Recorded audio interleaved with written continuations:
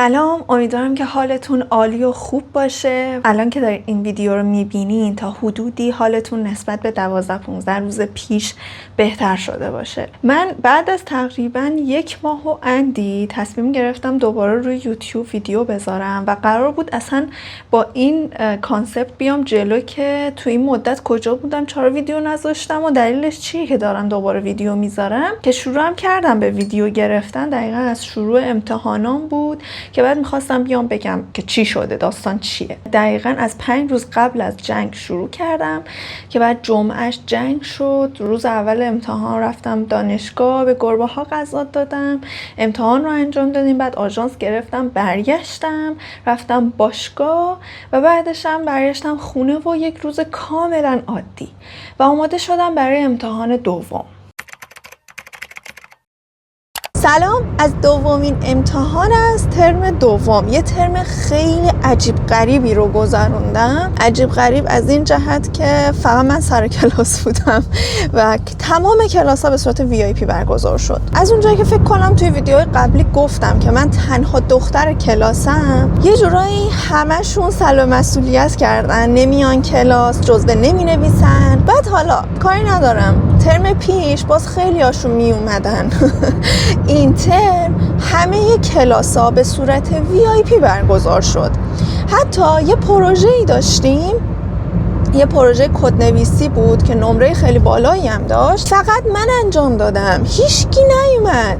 بعد خیلی جالبه که استادا هم سراغ اونا رو از من میگیرن. بعد من میگم بابا من نمیدونم. من خودم حیرانم، ویلانم، من چه میدونم اونا کجا. خلاصه ترمی بود که اگه یکی ازم بپرسه چه جوری بود، انقدر غر دارم بزنم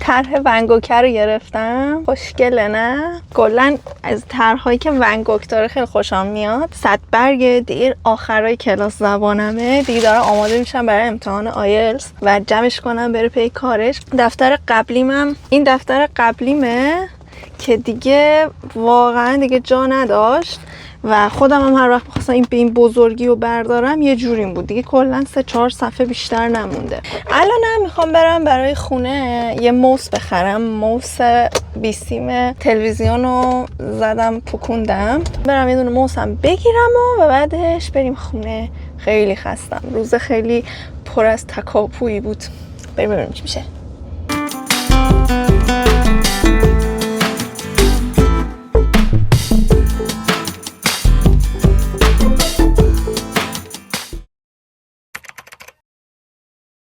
سلام، امیدوارم که حالتون خوب باشه. نمیدونم که این ویدیو رو کی قرار آپلود کنم، ولی از آخرین روزی که باهاتون صحبت کردم، روز بعدش روز خیلی قشنگی بود چون جشن دوستم بود.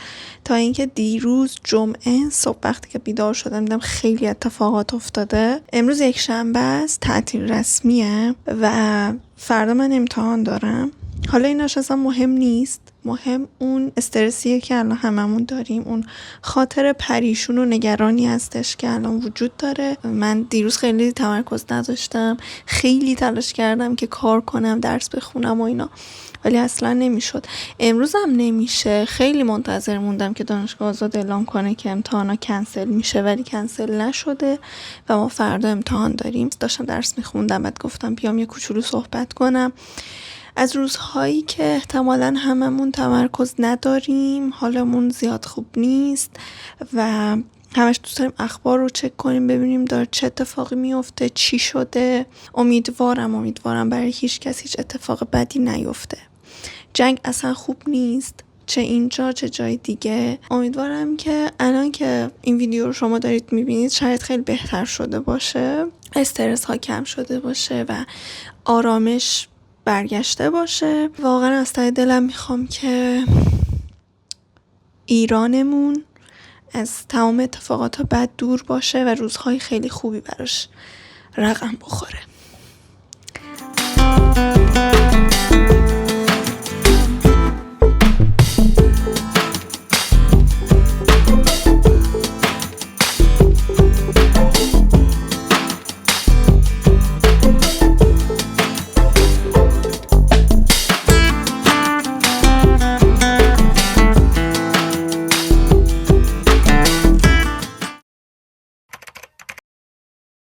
سلام، امیدوارم که حالتون خوب باشه. زمانی که دارید این ویدیو رو میبینید حالتون خیلی بهتر باشه. امروز 1 تیره، دقیقا 9 روز از اتفاقات خیلی بدی که تو کشورمون افتاده میگذره.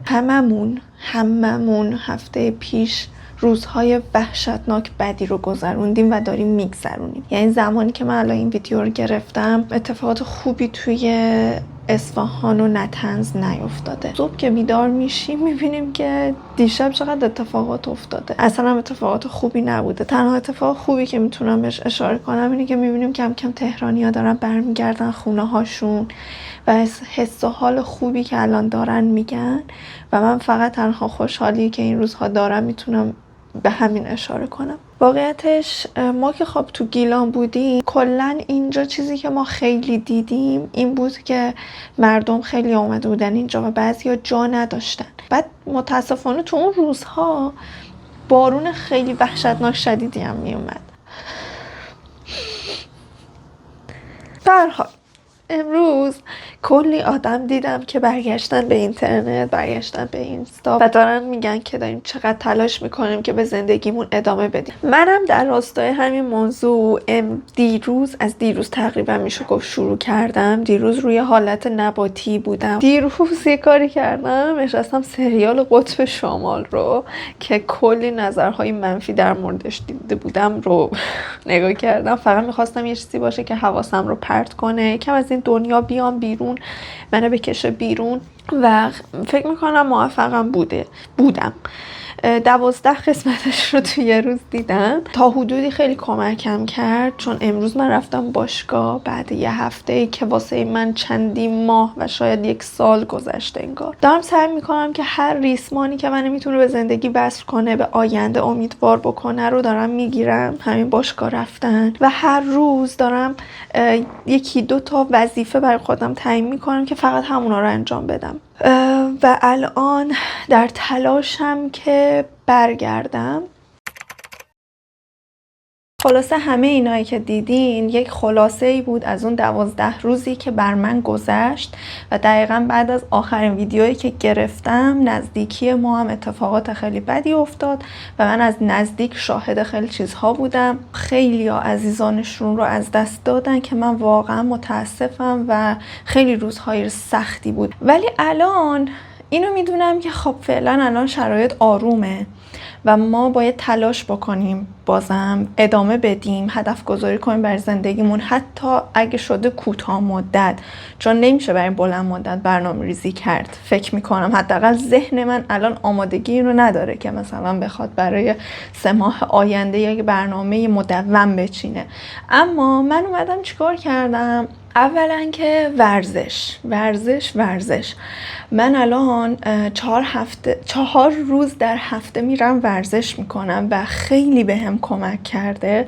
همین که همش تو خونه نمیمونم، کار کنم، درس بخونم و اینا، و این خیلی بهم انگیزه میده. دوم این که برای امتحان آیلتس و پایان نامه‌ای که میخوام آماده شم، هر روز 2-3 تا تکس خیلی کوچولو برای خودم میذارم که کم کم بیافتم رو روال و برگردم به همون سرعتی و عادتی که قبلا داشتم. دوست داشتم راهکارهایی که خودم استفاده کردم تا بتونم برگردم و بهتون بگم و شاید بهتون کمک بکنه. خلاصه که اینطوری امیدوارم که الان که دارید این ویدیو رو میبینین یه کوچولو به خودتون این اجازه رو بدید، آروم آروم برگردید به روتینتون. میدونم خیلی سخته، خودم هم چون همین مسیر رو اومدم، هممون شرایطمون تقریبا یکسانه، ولی خب چیکار میشه کرد؟ زندگی ادامه داره و ما هم باید ادامهش بدیم به بهترین شکلی که تو اون لحظه میتونیم.